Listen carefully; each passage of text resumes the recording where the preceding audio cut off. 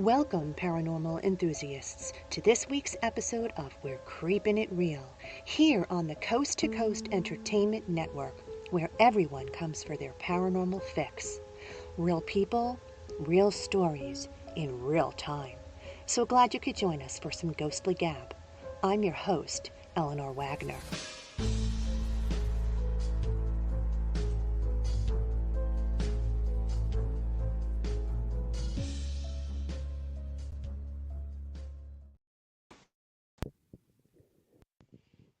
Hey there! As always, I appreciate you hitting the subscribe, tab, follow button, or show app on your podcast of choice. Everybody give a hello shout out to our coast to coast techie, Chris Mabry. He'll be working hard tonight to help us run smoothly. I got some great news. Coast to Coast Entertainment Network is now on Amazon. That's right.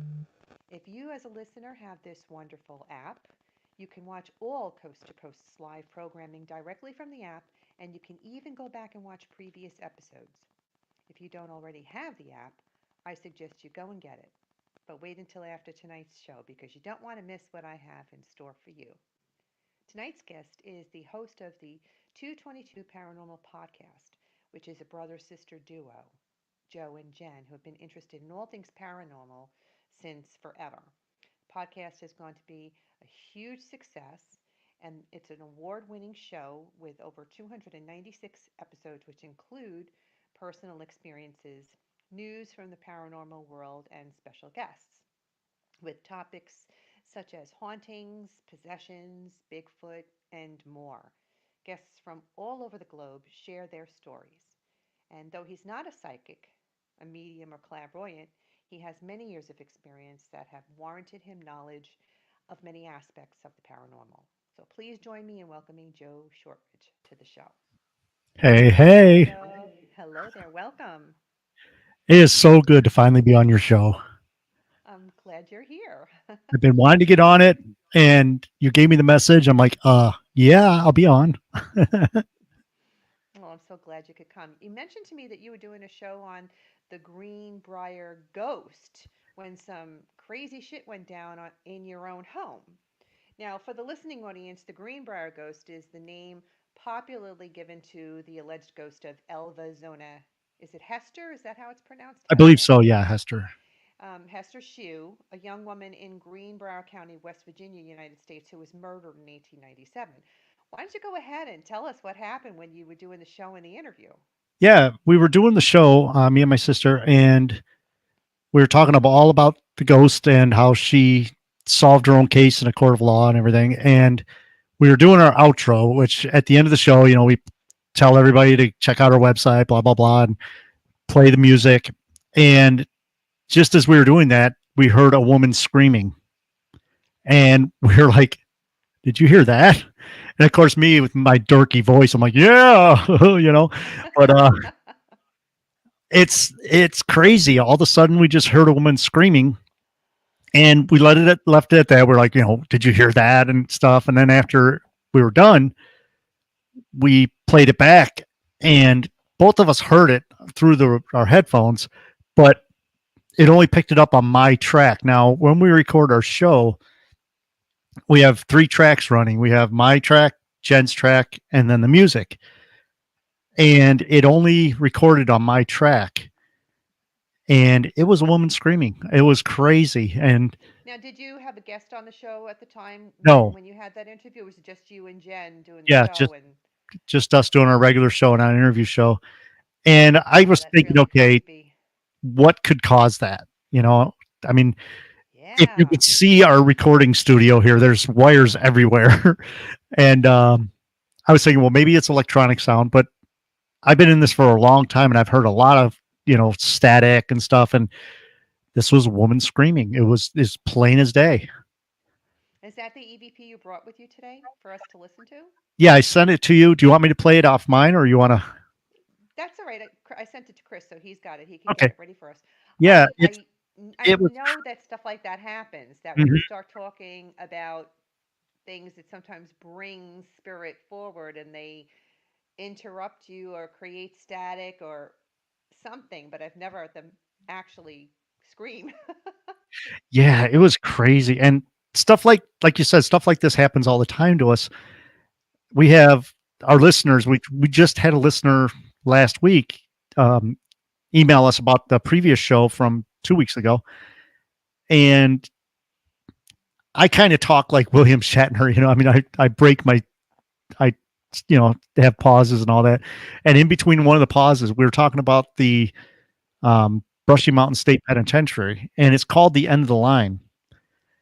And I mentioned how they didn't have the electric chair there, but once you went in, you never came out. And just as I was saying that, you could hear a male voice going, "No," and we're like, "I didn't." Oh, And I edit the shows. I didn't hear it until we had one of the listeners email us and say, "Play it back." And sure enough, plain as day. I mean, I don't know how I missed it, wow. but stuff like that happens all the time. We were Well, recording a show. Hmm? we did something like that yesterday. We did a consultation with um, a woman from Florida, and she was experiencing, well, we established that she's gotten attachments to her. She's Hmm. been sensitive to spirits since she was really young, and she never really understood because it wasn't nurtured or explained to her.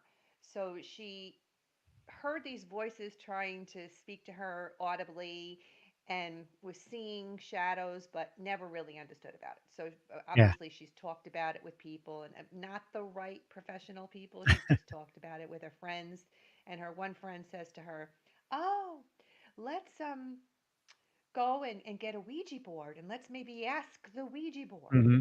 And so, probably about 5 years ago, they get a Ouija board. And these two women are sitting there and they're messing around with it. And they do it repeatedly. And next thing you know, she's got all this crazy stuff happening to her and not so good stuff. And because she's got a sensitivity to animals too, she's drawn, cat ghosts and animal ghosts are drawn to her too, which she's fine with. But now she's got like rodents biting her feet. She's Ah, getting attacked at night. So she definitely opens up some kind of portal and has got this crazy stuff coming through and attacking her. yeah, And so we're interviewing her, a couple of members of my team and I, just to try and figure out what's going on with her and advise her who to speak to. And we're getting all of this static and interruption during the interview while we're talking to her. that's Crazy. crazy. Yeah, it. I tell people all the time, if you're going to mess with this stuff, really study it before you mess with it, because Yeah. things can happen.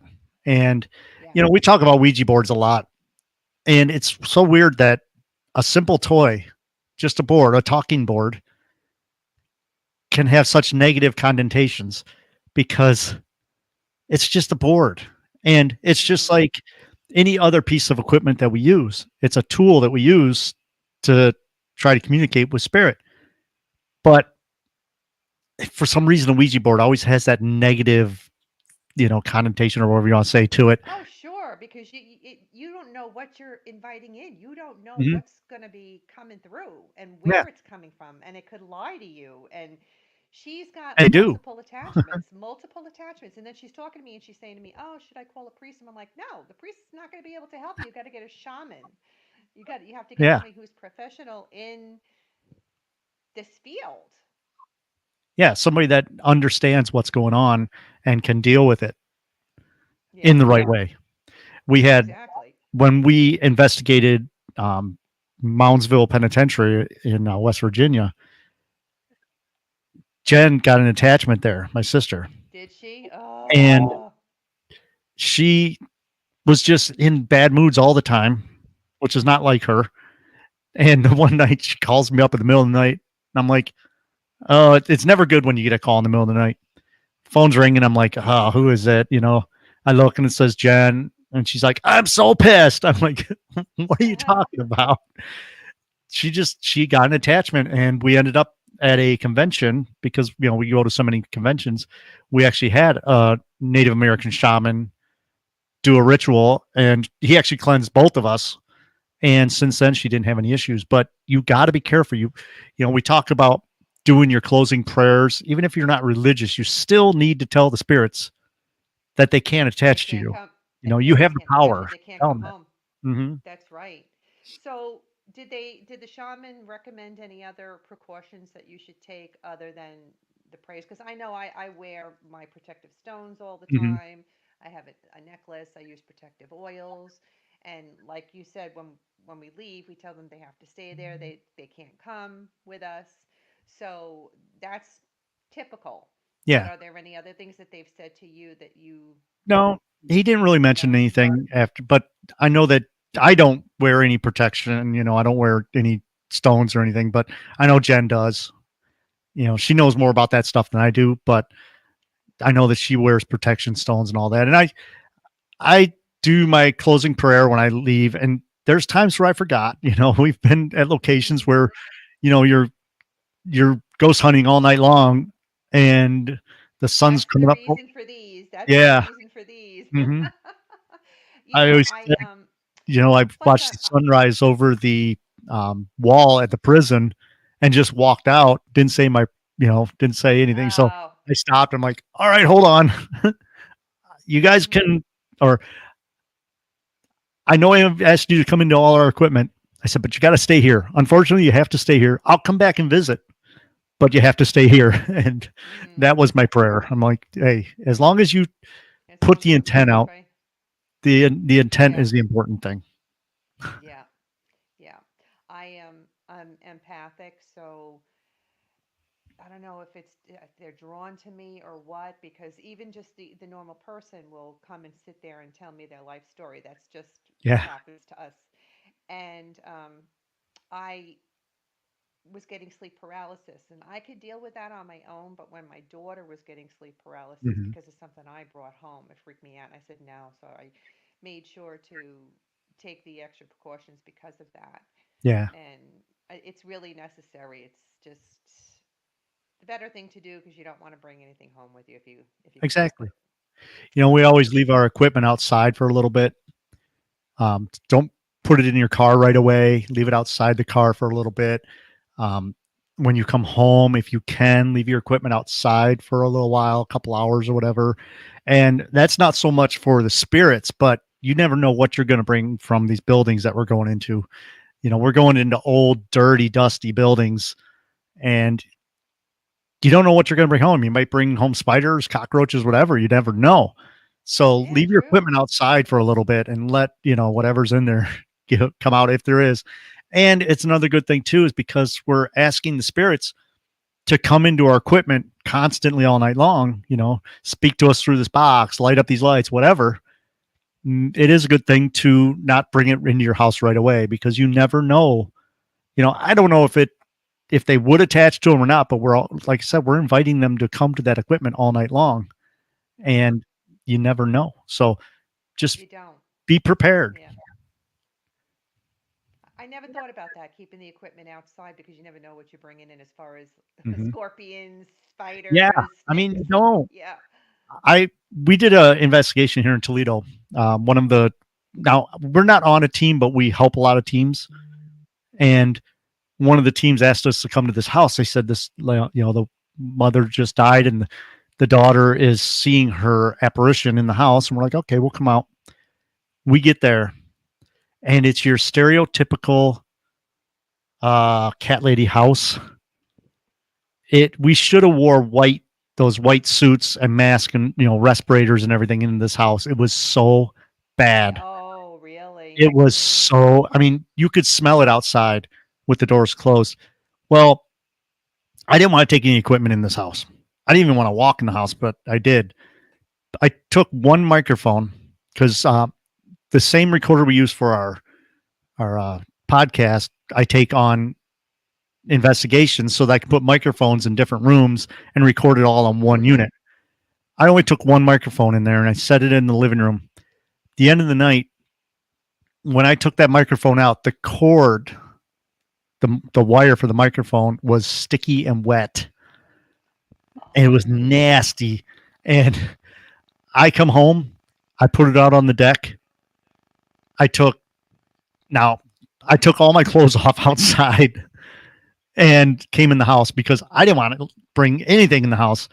I actually took soap that I clean engines with and clean the cord off and stuff because it was just so nasty. So you never know what you're going to get in these locations, but that was a night that I should have wore a respirator and the white suit and everything in that house. But we did get some good evidence. We did see, my sister did see the lady's reflection in the mirror when she was in the house. Really? So, So but did you have her camera to take a picture no, or? we didn't. Honestly, we didn't take any equipment inside that house. It was so bad. Oh, It Our equipment would have stunk forever. And wow. it was just one of them deals where we're like, we can't do a proper Take the investigation. chance. But Jen was in there and she saw the lady in the mirror. We're like, Wow. oh my God. But, we can't prove it. But Yeah, yeah. it's just, Well, you know what happened, and that's all that counts, yeah. right? Hmm. So I'm gonna let Chris. I know you sent me two EVPs. I'm gonna let him Okay. run the first one, and then we'll listen to it, and then you could talk All right. about it. So Chris is gonna set that up for us right now. Whose house am I in right now? I'm trying to confirm that you know who lives here.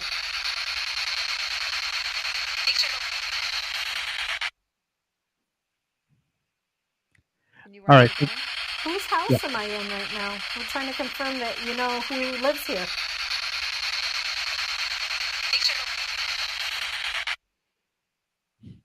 So the backstory Whose on, house am I in right now? I'm trying to confirm that you know who lives here. maybe. Sorry. Okay. So we're in my house doing the recording, and in my house here is the studios in the back of the building or in the back of the house.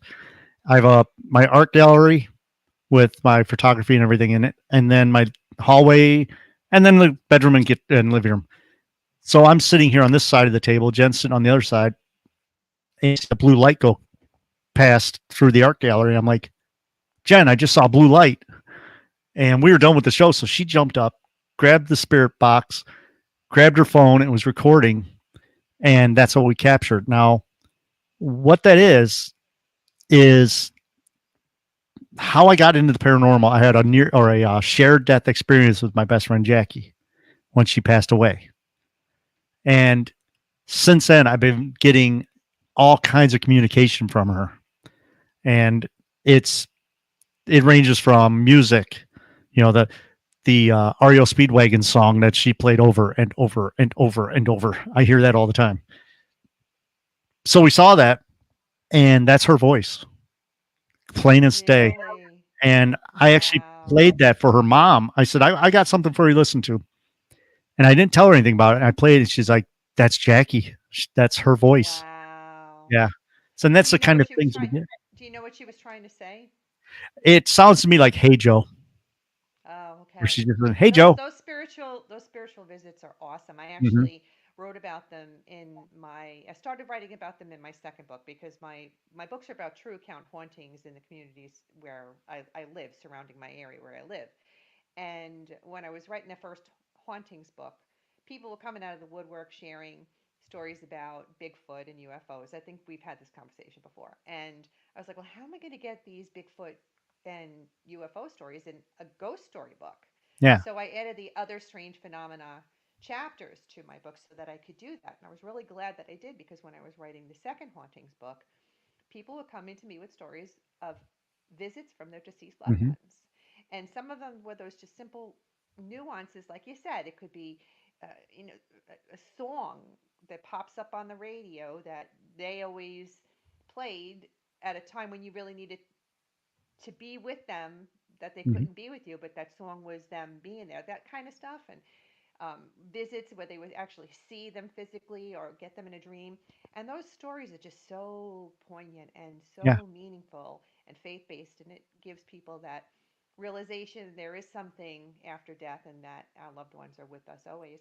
And Yeah. I wanted to write about it, and I did. And it was so well received by the public. They just love hearing those faith based stories. Yeah. Yeah. And It's so bizarre because the day that she passed, or the night I should say, the night that she passed, and I had that experience with her, the next morning I get in my car and I turn it on and it's on a radio station I never listened to, and that song came mm, on instantly. And I forget the name of it, but it's by R.E.O. Speedwagon where they go, "Heard it from a friend who heard it from a friend." That song that she Yeah, played yeah, over yeah, and yeah, over yeah. and over and From a over and over. friend who Yeah. heard it from a friend who. And it Now, comes on. how did Jackie pass away? Well, 5 years before she passed away, she had a double lung transplant. Oh, wow. And she messaged me the night before. And well, I'll tell you what, let me tell the story. Um, Sure. Me and her were like psychic friends. Okay. We knew what other person was doing. If she got hurt, I would feel pain, that kind of thing. We were that close. Mm-hmm. And she got the double lung transplant. And every year she had to go back and get a test done where they put a tube down into her lungs, put some fluid in, draw it out, see if there's any infection or anything. And about a week before she passed, she started messaging me over, and every time I would get online, she'd be like, "Joey, hey Joey." And it got to the point where I mean, I was kind of rude, but I was getting to the point where I was like, What do you want?" And her last message was, Cleveland in the morning. I'm like, yeah. And then later that next night, I get a phone call from her sister. I was in Kroger's and I get a phone call saying that she is on life support and they don't think she's going to make it through the Oh, night. And oh, being the person, the good friend that I am, I'm like, all right, well, keep me informed. I'm like, I hang up and I'm like, wait a minute. What the heck? So that night, I drove from Toledo to Cleveland, which is a 2-hour drive. And I went in and everybody was just hanging around. She was on life support and we were just like hanging out. And I am, I don't know if I was in the right state of mind, but I'm thinking, I got to get to work. I work second shift. So I'm like, I got to go home because I got to go to work. So I drove home, went to work the next day. And while I'm working, I get a call that they are going to stop her medication. They say pull the plug, but they actually don't pull the plug. They just stop the medications. They said that they were going to, stop the medications in a half hour. Well, I knew I wasn't going to make it. Okay. So I left work and I'm like, okay, I know I'm not going to make it in time. So I went home, I took a shower and headed out to Cleveland. It's a 2-hour drive. About halfway there, so an hour into my drive, I was a wreck. I shouldn't have been driving. And I never cry or that, but I was probably pretty close because this is my best friend. mm-hmm. And about an hour before I got to the hospital, imagine if you took your oven, the heating element inside your oven, and somebody held it over your head and just waved it down your body, how you would feel that line of heat. I felt that from my head all the way down out my toes. And the second that happened, I went from being a total wreck to the way I am now. Just perfectly calm, everything. So I get to the hospital and I go in and her husband's there and I'm like, "Hey, what's up?" And he's like, "Well, they disconnected all her medication and her breathing apparatus and all that about an hour ago, and they don't understand how she's still alive." And Mm, he's like, "You want to see her?" I'm like, "Yeah." So I walk into the room and she's laying there, and she still has that thing on her mouth that they put on to for breathing, mm-hmm. and she still had her heart monitor hooked up and everything. And I walk in, and all of a sudden the heart monitor beeped. I'm like, "Oh crap! I stepped on a hose," because I reached down, I grabbed her hand, and the Mm-hmm. thing started beeping. So And they're I'm like, waiting "Oh for you. crap!" And the nurse came in and said, "No, she just passed." She waited So for you. I believe that I had a shared death experience with her when I felt that heat is the exact time that they disconnected the meds and her breathing apparatus or the Mm-hmm. breathing machine, whatever they do. So That's an that's interesting way to describe it, a shared death experience. mhm. I've never heard that before. Yeah. The day my dad died was similar to your Okay. experience. I was driving from New Jersey, where I live, into the city where my dad was with my mom. They lived in the Bronx, and we were in New Jersey. I had to go over the GW Bridge. It was probably about 2 hours, give or take, traffic. Hmm. And I had gotten a call the night before from my mom, and she was like, "I don't think Dad's gonna make it." But he had episodes where they didn't think he was gonna make it. He came back, he didn't make it, come back, and then my sister got on the phone and she no, it was no, I'm sorry, it was the other way around. My sister had said to me, "I don't think Dad's gonna make it," and then my mom got on the phone and she goes, "Oh, he's gonna be fine, like it was the last time." Hmm. So I was debating, well, do I come or don't I? So come tomorrow morning, be fine. So I said, okay, because this we had gone through this before. I waited till the next morning to go, and it was the hottest day of the summer. I was sitting in bumper to bumper traffic on the George Washington Bridge, and in my head, I can remember Dad and my husband saying, "Turn off the car. You don't want the car to overheat with the air conditioning in traffic." So I turn off the air and I roll down the window, and I'm sitting there waiting, like frantically anxious and really upset because I want to get there. I want to get there. And here I am in bumper to bumper traffic. Am I going to make it in time? And then all of a sudden, I felt like I was in a drive in movie when you're sitting in your vehicle and the screen's in front of you. Hmm. And it felt like it was a full length movie that I was watching, which literally was maybe a minute that it took place, Yeah. but I could see my dad walking into a light, and I could feel all of his emotions. I could feel his anger, his pain, his fear, because he had worked to retire, couldn't wait to retire. Retired in January, was diagnosed with cancer in February, was gone by June. Hmm. So he never got to enjoy his retirement. And he was sick with cancer for those few months after his retirement. So he was bitter and angry and scared and all these negative emotions he was feeling as he's walking towards this light. And then all of a sudden, out of the blue, comes my husband's aunt, Anne, who had died the year before my dad. And she's like, "Hi, Carl. Come on. I have others that want to see you." And he's Hmm. looking at her like, "You're dead. How are you here talking to me?" Like I knew this in my head. This is what he Yeah. was going through. So she brings him into this group of beings of light. And you couldn't see them physically, they were just beings of light. But I knew exactly who they were. They were his deceased brothers, his deceased sisters, his parents, his best friend who had died the year before. And they were all there and they all embraced him. Hmm. And all of a sudden, those negative emotions that he had just disappeared. And he was like, excuse me, overwhelmed with joy and happiness and ecstatic to see these friends of his and family members that had all passed before him. And then they separated, and a beautiful young woman came forward and she embraced him. And she said, "Hi, Daddy. It's me, Caroline, who was my sister, Dad's namesake, who died as an infant."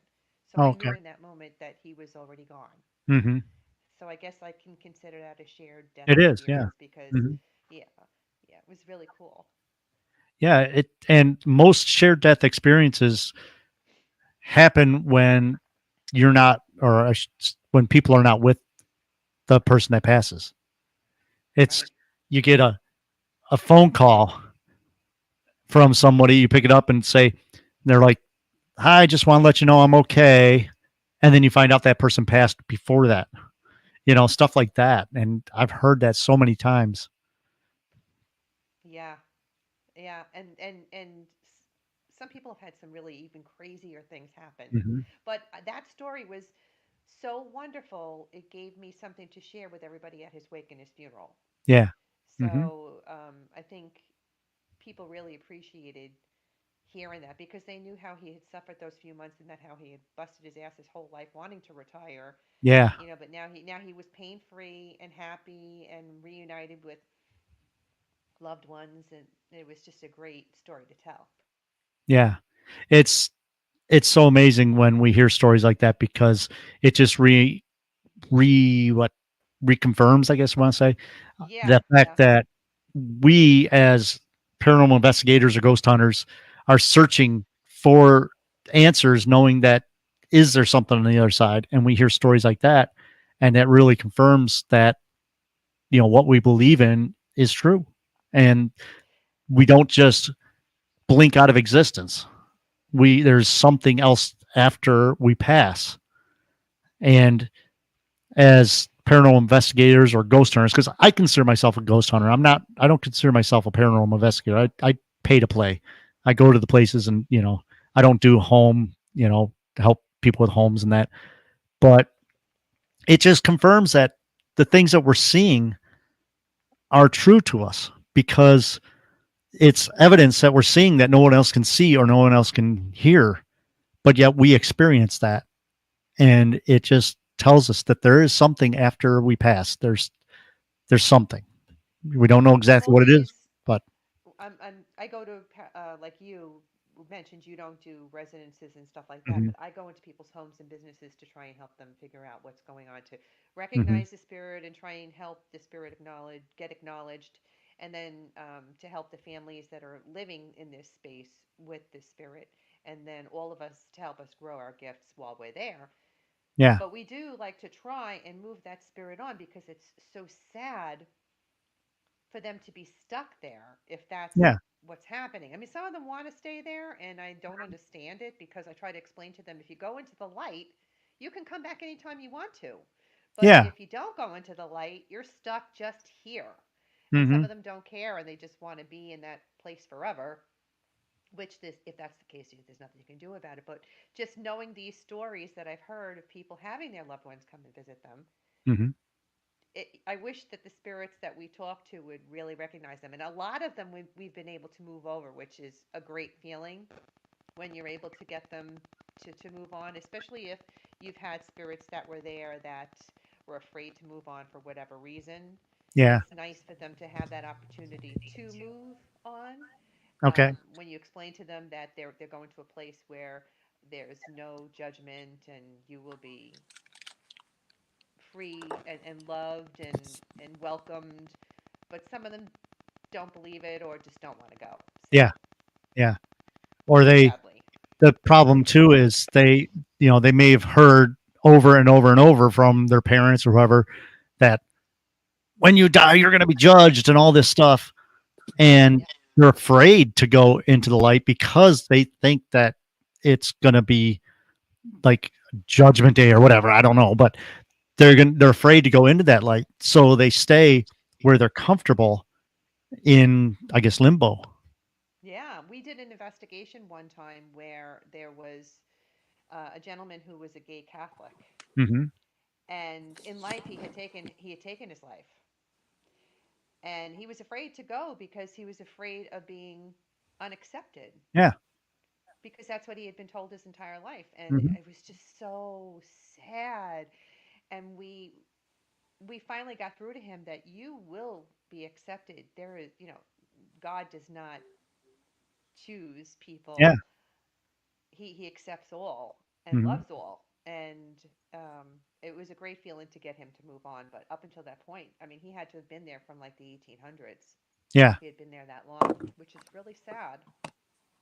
And we always say too is we don't know.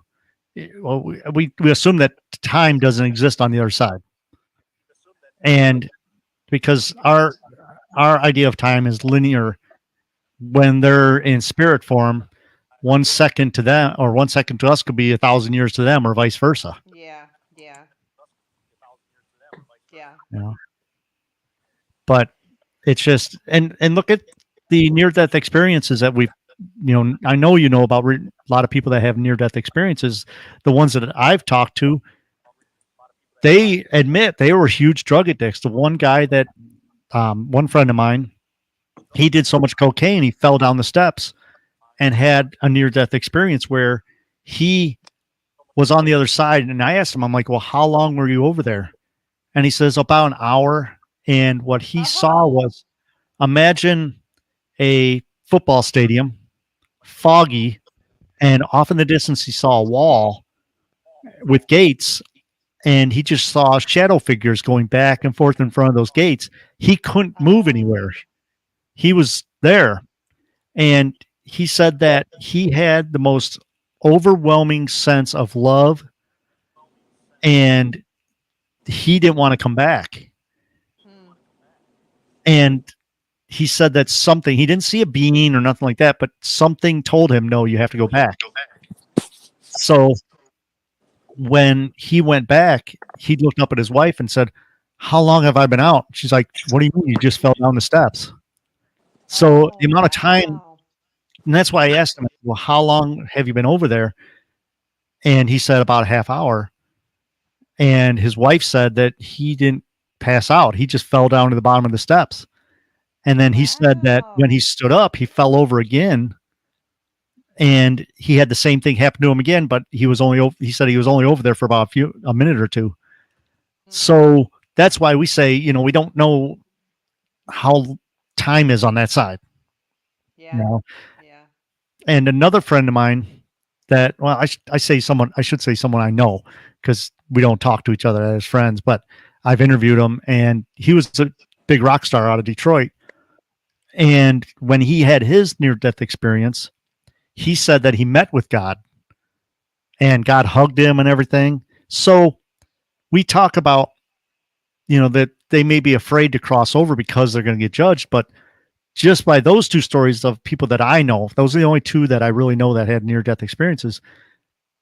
And hearing other stories is when you go over there, you don't get judged. You may No. have a life review or something. I don't know. Some people have. I've heard stories of people that have gone over there, and it was just like the movie Beetlejuice, where they're all sitting in an office waiting their turn. You know, Yeah. but the people that I've talked to all say that no, we go over there and it's pure love, and you can't describe the colors, you can't describe the smells, you can't describe the music that they hear because it's not of this world. Yeah. So who knows? I was really fascinated with near death experiences and actually wrote about it in my Warren County hauntings book in those other strange phenomena chapters. And a lot of the people that I had reached out to, I had met on a Facebook near death experience page. Yeah. And most people who have had near death experiences are very hesitant to talk about it with someone who has not experienced Hmm. the same thing that they have. And I really felt it was a privilege and an honor for them to open up to me like that and allow me to share their story with the world. And it was such a personal connection that they are lifelong friends now. I have made this connection with them, sharing their stories with me. And I mean, one of them said, "You're family now." So it was kind of like very, very touching.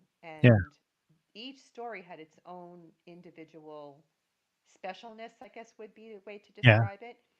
And each person was changed by their experience. Yeah.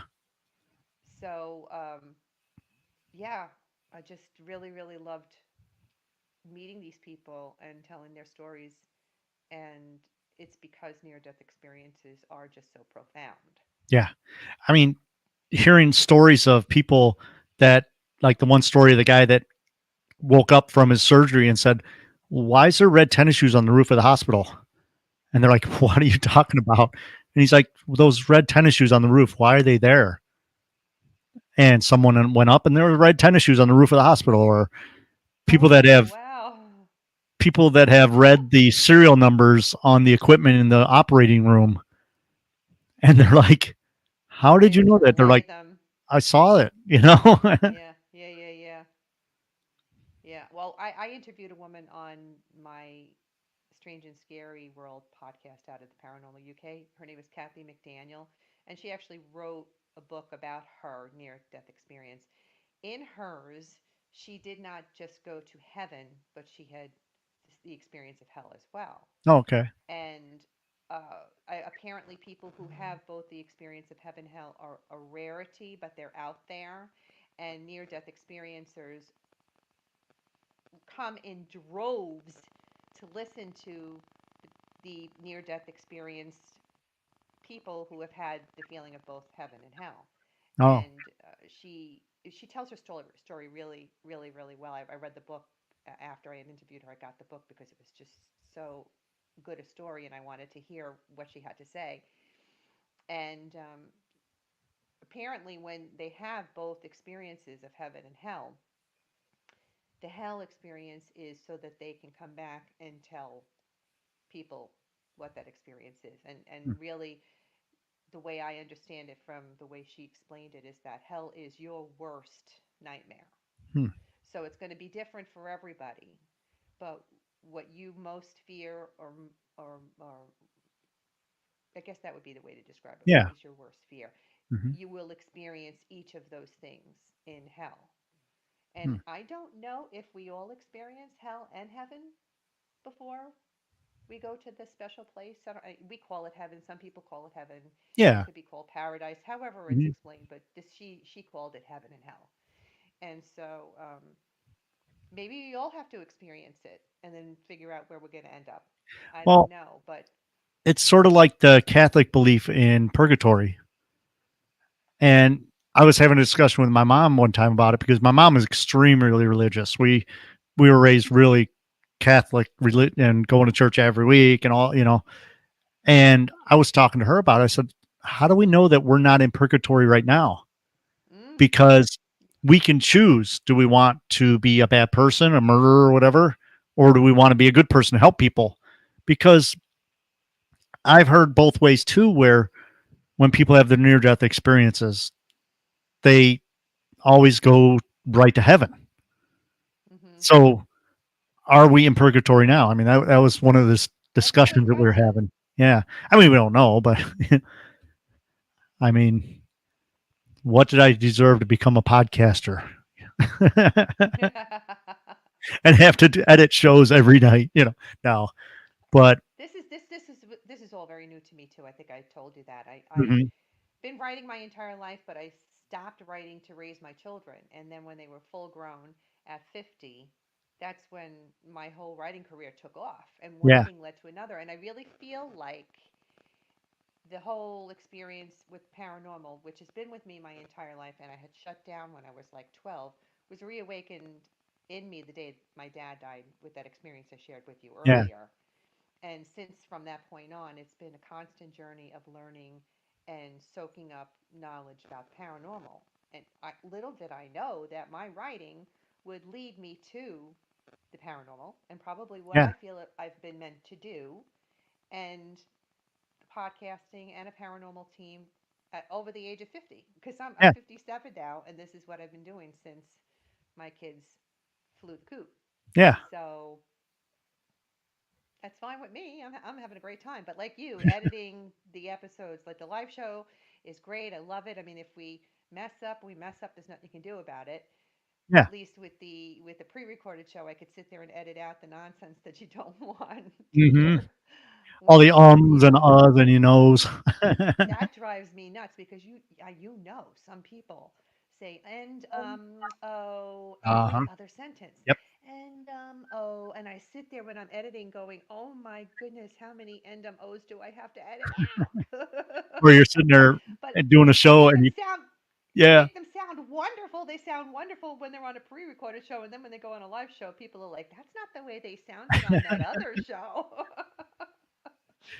it's like me and Jen recorded last night, and we were doing our show that's going to come out is about weird Christmas story, you know, weird traditions for Christmas, and I couldn't remember the guy's name. I'm like, what is that name? What is? And Jen looks at me, and she says, Jesus. I'm like, no, no, no, someone, this person in the story here, I can't. And you stop and you look it up real quick, and then you say, okay, I'm ready, and then you start talking, and then you cut that, and nobody knows that there was a 3 minute gap or whatever. Right. Right, But they have no idea. yeah, Boy, we've really gotten people, off a tangent over here. that's fine. We never got to listen to that EVP with the women screaming. So I'm gonna let Chris Yeah. put that one on because I Okay. just remembered we didn't listen to that one because we talked about it. I want the audience to be able And to hear it. So if don't Chris mind can my put that dorky one on, voice. I'm Don't sure mind it's my fine. dorky voice to go, oh. So whenever you're ready, Chris. Hopefully he's still there and not getting tired of us getting off on a tangent. the the links in the description below, and And Sherry at Greenbrier I'm sorry, ghost what'd you story say, with us. Joe? I'm so glad we no. didn't call it grossed. I was so worried about that. What was that? That was weird. I hope you guys all heard that. Yeah. So that was just my track. That's why Yeah. Jen was quieter. Can you play it again, Chris? Yeah. The the links in the description below, and And share your Greenbrier ghost story with us. I'm so glad we didn't call it ghost. I was so worried about that. what was that? That was weird. I hope you guys all heard that. Yeah, Yeah, that was really weird. And it yeah. only showed up on your track, but she still heard it Only though. yeah, only on my track, and that's why I played you just my track. Obviously, Jen's 2 feet from me, so you can hear her in my microphone, but Mm-hmm. that was weird. And I was thinking, okay, I mean, you know that if you put the cell phone next to the wires, you hear the ticking sounds and stuff like that. But that sound was not an electronic sound. That sounded to me like a Mm-hmm. woman screaming. Yeah. And it's so weird because we were talking about the Greenbrier ghost, which is a woman that was murdered. You know? Yeah. Yeah. Yeah. That it's hard for you to even think it was a coincidence, you Yeah, know. yeah. And just So like cool. the one with Jackie's voice, you know, the other EVP that he played, you know, I could see if on the radio they say, "Hey Joe" or something like that, but the timing of it when Jen says, "Do you know who lives here?" and you hear, "Hey Joe" in Jackie's voice. I Mm-hmm. mean, that's just amazing. And that her mom recognized it without you even cueing Yeah, her in on what you've been I able didn't to tell her listen what. to. I just said, "Hey, I got something for you to listen to," and she played, and right away Yeah. she knew. Yeah. That's really cool. Well, I know we are quickly running out of time, and I Mhm. did want to talk to you about that Bat Creek Stone Yeah. tablet, and Chris is going to put the picture up for the audience so that they have a view of that tablet. For the listening audience, the stone tablet was found by John W. Emmert on February 14, 1889, and it was apparently found during an excavation of Hopewell Mounds, which is an undisturbed burial ground in London County, Tennessee. So, Hmm. can you fill us in on this tablet and these mounds? Yeah, I my passion lately, and I'm doing a lot of study on it, is the relation of the Indian burial mounds and the Indian effigy mounds, and actually who built them, and the relation to the Israelites. And I say the lost tribe of the Israelites, but since I've been doing my research, I found that the Bat Creek stone was made after, I believe it was 400 BC was when it was made. Mm, That they believe it was made, I should say. And the reason they figured that out is if you look at the stone, you see the two scratches in the top. Now, those are recent scratches. So they did 3D analysis on the stone and realized that the actual scribes that you see were scribed at a way later date because of the aging and everything and the way that they were cut. Now, I believe that I say the lost tribe of the Israelites, but it could be their ancestors have come over way before Columbus and left different clues with things like the Bat Creek Stone or the Newark Holy Stones or the stones that they find um, out west in, I want to say Arizona, but they found another stone out in Arizona, but they found stones all over the country. Now, what you have up on the screen there in Fayetteville, Ohio, they had, there was in the 1800s, they mapped out this mound and next to what this is, and the mound actually looked like a menorah and an oil lamp. Now, to get that dirt, they had to dig these ditches. And what you're showing on the map here is down in Fayetteville, Ohio, where State Route 133 and 50 cross. This is a Hebrew letter in the ground, made of the ditches that they took the dirt out of. That's actually a Hebrew letter called Sheen. And you Mm, can go on Google Maps right now, and if you look in Fayetteville, Ohio, where 131 and 50 come together, you'll see that you have up on the screen there. And mm-hmm. that is an actual Hebrew letter. Next Hmm. to that was an effigy mound that's not there anymore, and it was huge. It was a 100-acre mound, and it was in the shape of a menorah and an oil lamp. So Hmm. He's going to my put that one belief, up now. okay, He's going to put the picture of that yep, one up now. that's it there, and Hmm. that's huge. That was mapped out back in the 1800s by a surveyor from the Smithsonian, and you're looking at 100 acres right there. So the thing's really big, and there's a lot of clues like that that make me believe that the mound builders were either the lost tribe of the Israelites or their ancestors. I know that I forget his name, but there was an explorer that said that when he first met the Native Americans down there, he says, I was so familiar with them that I could see myself in the Jewish quarter of London. Now, I don't know what he meant by how they looked Jewish because, I can't say, well, he looks Jewish, you know, but Right. but that was the what he said was he was so familiar with the Native Americans that he could see himself in the Jewish quarter of London. Hmm. And there's so many clues, like the Back Creek Stone, like the Newark Holy Stones, which I'm really studying on, found in these mounds. Now, also in the Bible, let me look at my notes here. I don't have Well, it wrote down in what's the front of me. what's the relation of the Newark holy stones to the mounds? Do they have a connection? Because I know Yeah.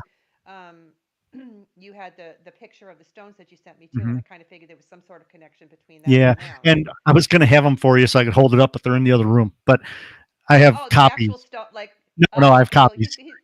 oh, okay. He has a But picture he's going to put up there there they are. now. Okay, so David Wyrick, he was a amateur archaeologist back in the 1800s. He was digging through Newark, Ohio, because Newark, Ohio is like the main mecca of Indian mounds in Ohio. And the number 2 stone right there is called the Keystone. He found that first, and he noticed that it had Hebrew writing on it. So he took that down to Cincinnati to have someone look at it, and they said, "Yes, this is Hebrew writing. Where'd you find this?" And he said, "I found it up in Newark, Ohio." So it intrigued him to go back and look more. Well, there's a mound there that was made of stone. They call it the Stone Mound, and it was huge. They wanted to take the stones out of the stone mound and make a wall because they wanted the reservoir to hold more water. So they started digging. Once they took away all those stones, and it took 10,000 cartloads of stone,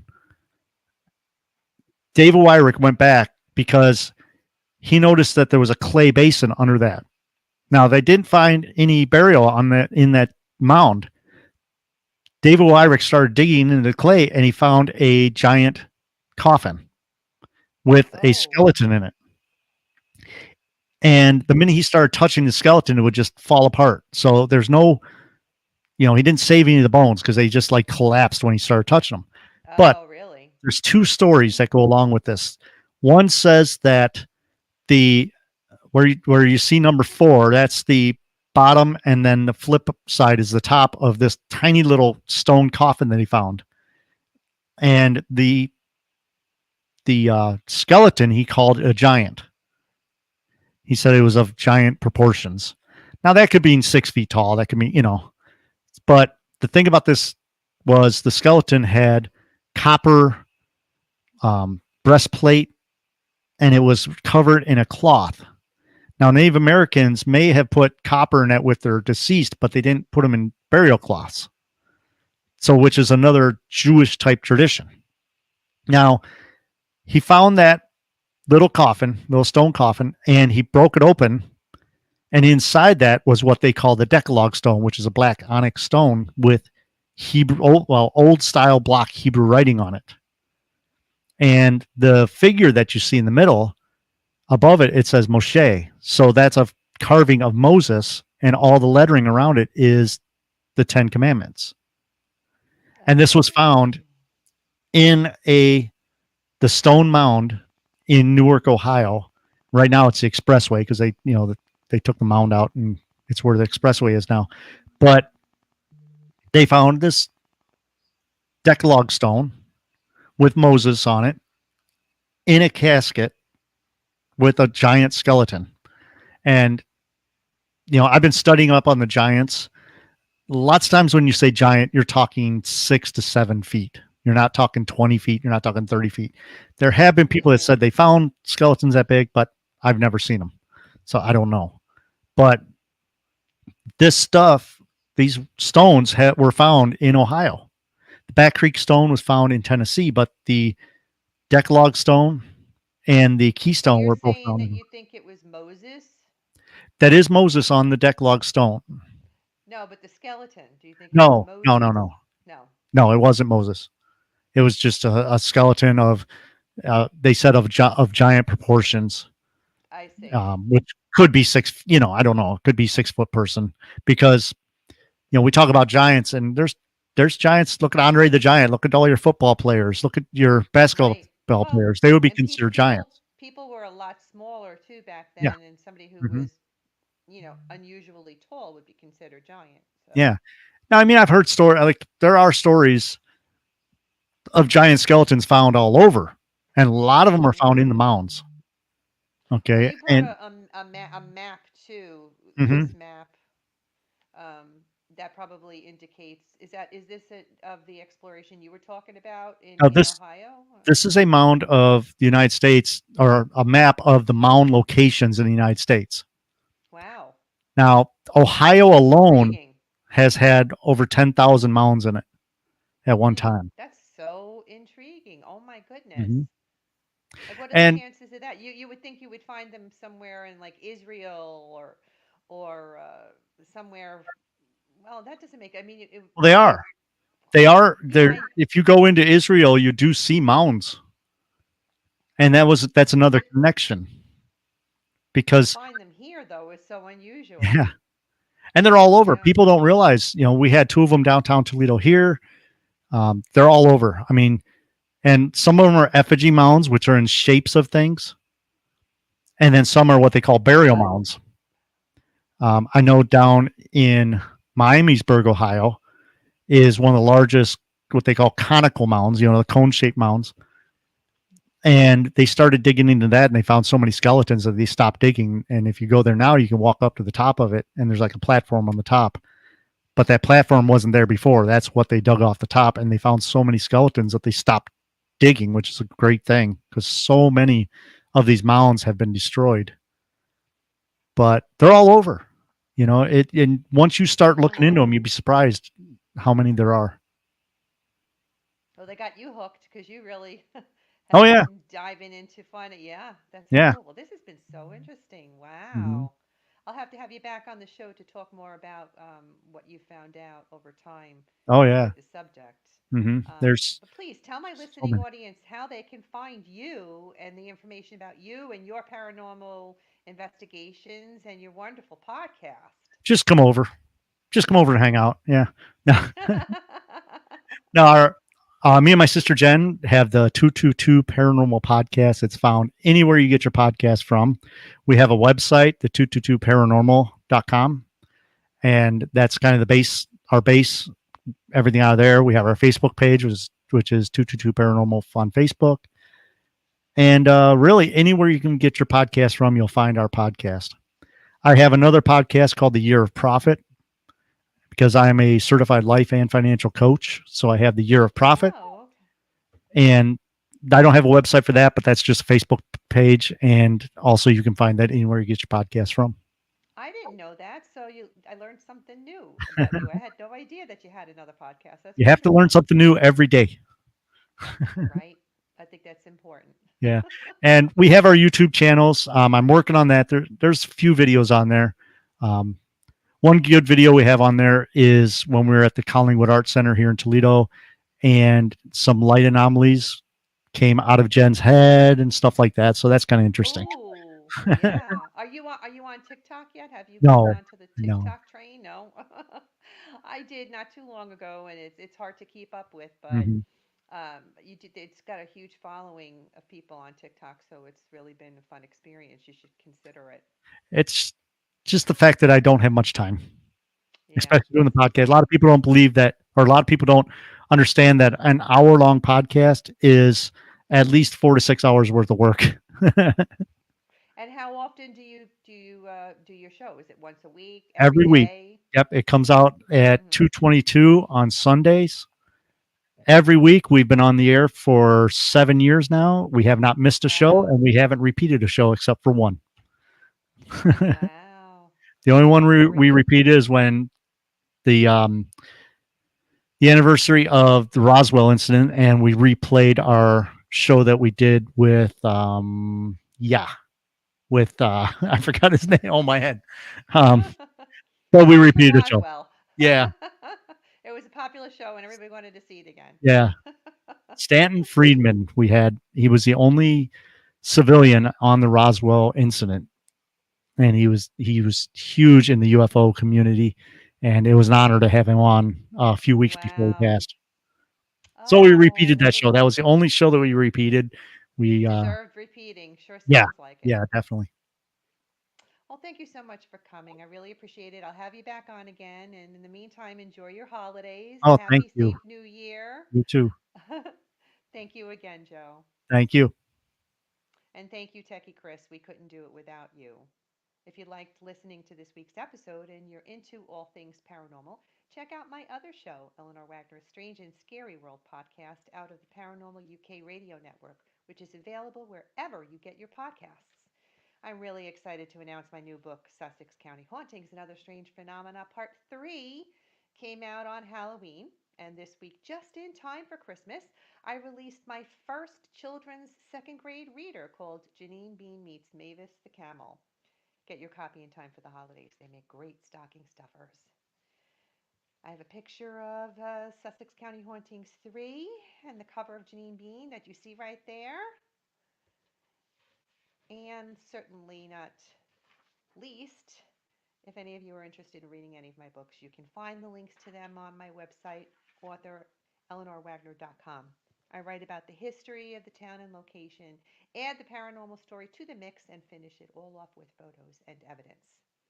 Tune in on Thursday, December 22nd, when I will be not December 22nd, January 5th, 2023, when I will be interviewing paranormal investigator Bob Hensley from the Hensley Paranormal at 8 p.m. Eastern Standard Time. And stay for a while and listen as Alexander Nakarada's soundtrack takes us out. Happy New Year. I hope you've enjoyed this little journey down my own personal nightmare alley. If you're one of those people who experiences the paranormal and has stories of your own you've been filing away over the years, I want to hear about them. And if you're a part of a paranormal investigative team, even better. I'd love to have you on my show. Got a questionable photo? Send it in. Would love to have an open discussion here amongst the professionals. Reach out to me at authoreleanorwagner@gmail.com. Enjoy our soundtrack music, Headless Horseman by Alexander Nakarada, promoted by freestockmusic.com. And remember, no ghost story is better than a real-life ghost story. Until we meet again, make sure you're creeping it real.